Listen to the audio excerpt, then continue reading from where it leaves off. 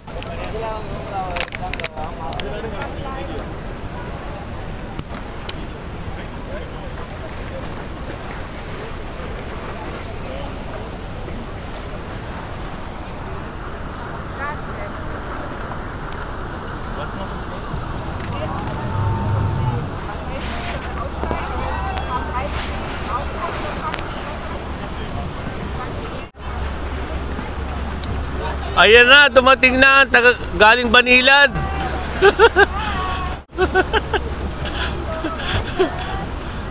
Okay.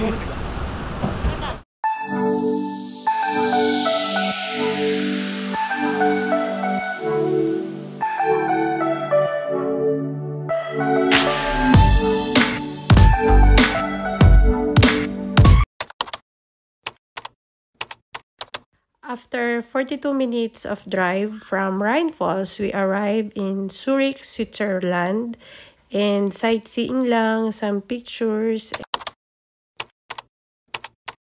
After 37 to 40 minutes drive from Zurich to Lucerne, we arrived in Lucerne. And sobrang ganda rin niya. Bukod sa sobrang ganda, ang daming sightseeing ng lugar na to. Kaso umuulan talaga, inabot kami ng ulan habang nagdadrive kami papunta dyan.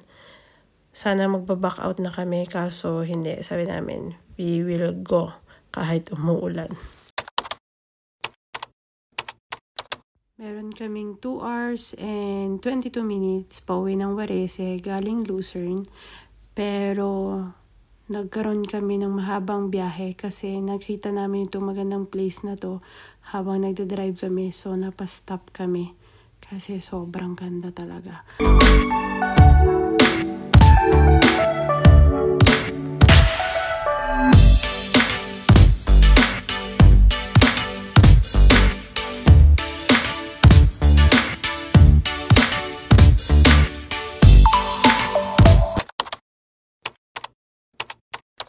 Pagkatapos ng maraming pasyal nitong mga nagdaang araw, nagdesisyon naman kami at ginusto rin ng mga batang mag-aqua world dito sa Milan.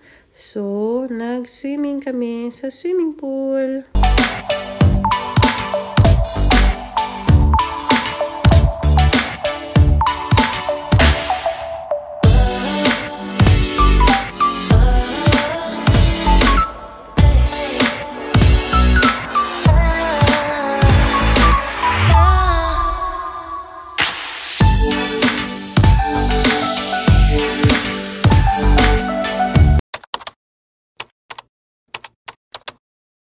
Friday, pagkatapos naman kahapon sa swimming pool, ngayon naman, tayo naman magdagat for vitamin C.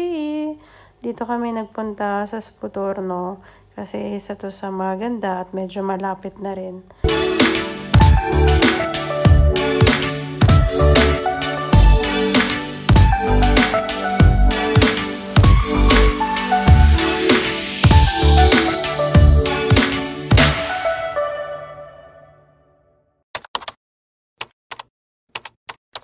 Sabado, let's go to Como!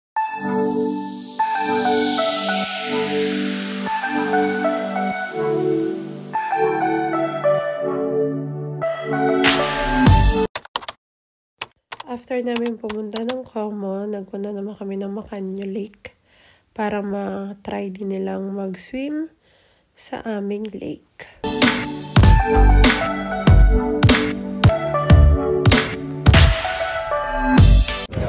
Sa beach siya. Paano dito may puno? Sa beach wala akong makita.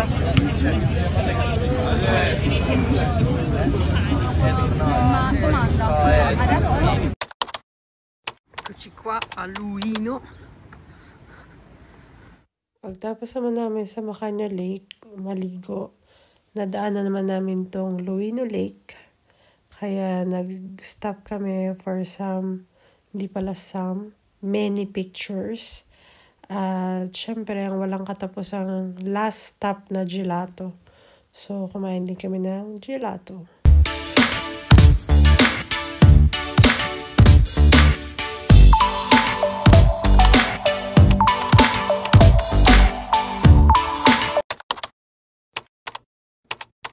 Pagkatapos naman namin kumain ng gelato sa may Luino, nagpunta naman kami sa Jaraguarago for dinner.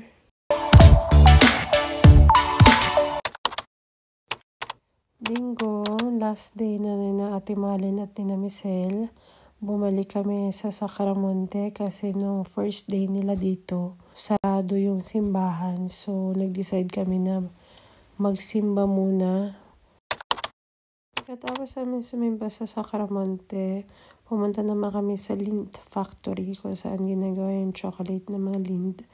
And bumili din sila ng mga chocolate para dalhin sa Coventry pagbalik nila. Months. Isang 4 at isang 10 months.